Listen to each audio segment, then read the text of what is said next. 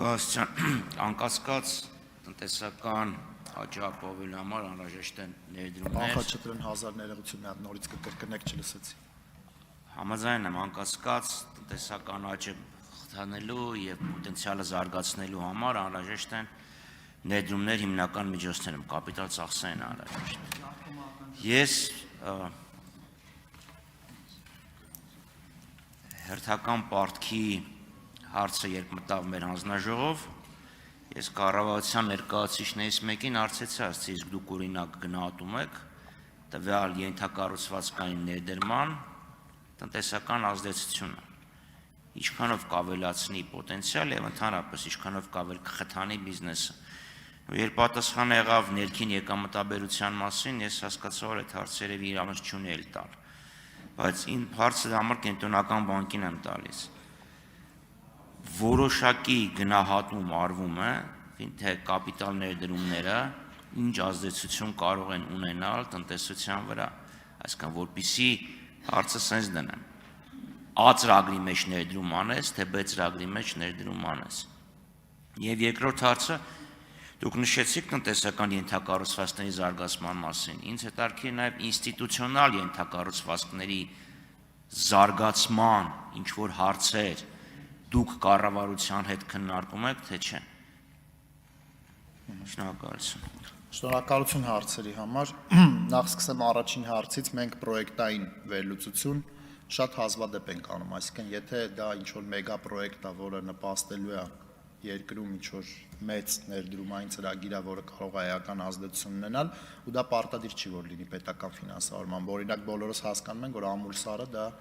պետք է անպայման մանրակրկիտ ուսումնասիրվի, որպեսզի պատկերացում ունենանք, թե մենակ իր ազդեցությունը ենթադրենք տնտեսական աճի վրա ինչ ալնելու։ Մնացած պրոյեկտների մասով արդյոք կենտրոնական բանկը նայում է այս տիպի պրոյեկտում անեն կապիտալ ներդրումը կառավարությունը, թե այն տիպի պրոյեկտում մենք տենց ֆունկցիա չունենք ու բնականաբար տենց բան չենք անում, բայց մակրո ազդեցության տեսանկյունից բնականաբար ունենք մուլտիպլիկատորներ, որոնք մեր մոդելային շարքի մեջ կան, այսինքն ընթացիկ ծախսեր ունեն իրանց մուլտիպլիկատորները, կապիտալ ծախսեր ունեն իրանց մուլտիպլիկատորները, ու կապիտալ ծախսերը կախված իրանց բնույթից էլ ունեն մուլտիպլիկատիվ էֆեկտներ։ Այսինքն մի կապիտալ ծախսը, որը ենթադրենք ուղղված է պաշտպանության ոլորտին, ու հիմնականում հասկանում ենք ինչի մասն է խոսքը, ինքը ունի տարբեր մուլտիպլիկացիա, այն որը որ ենթակառուցվածք է ստեղծում, ճանապարհ, ջրամբար եւ այլն, իրանք ունեն բնականաբար տարբեր մուլտիպլիկատորներ ու ինքը մակրո առումով հաշվարկվում է մոդելների մեջ։ Հիմա ինչ վերաբերում է ինստիտուցիոնալ կանոններին, կարողությունների ձևավորմանը,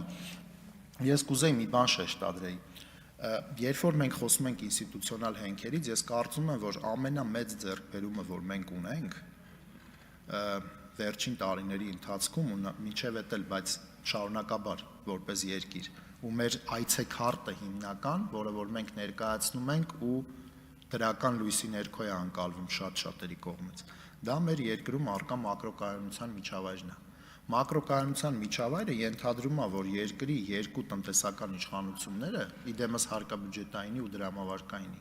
իրանք անում են համակարգված աշխատանք։ Այսինքն, եթե կենտրոնական բանկը իր գործը ապրիորի վերցնենք, որ շատ լավ է անում, այսինքն դրամավարկայինը շատ լավ է անում, բայց մենք ունենանք ֆիսկալ դոմինացիա, այսինքն կառավարությունը ծախսի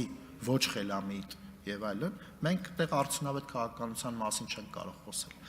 Երկրորդ բանը, ինչը ես նաեւ իմ ելույթում նշեցի, ինչը կարեւոր էր, այս տարի մենք խոսում ենք մի իրավիճակից, որ պահուստային ֆոնդ է ձևավորվելու, չէ, կառավարությունը ու պահուստային ֆոնդը կարող է օգտագործվել բացառապես մակրոտնտեսական կրիզիսի կամ ինչ-որ ռիսկերի հայտ գալու դեպքում։ Այսինքն այդ թեզը եւս ես կարծում եմ, որ կարևոր ինստիտուցիոնալ ձեռքբերում է, այսինքն ժամանակին միշտ պահուստային ֆոնդեր եղել է, բայց պահուստային ֆոնդերից գիտեք ծախսերը ոնց է եղել, հիմա մենք պահուստային ֆոնդ ենք ձևավորում կառավարության գործընկերները, որը արդեն ինքը ոնց որ earmark տա, նշված է, թե ինչի վրա կարա ծախսվի ու դա հենց մակրոկայունությունը ապահովելու համար է։ Խնդրեմ արձագանք։ Չէ, շնորհակալություն։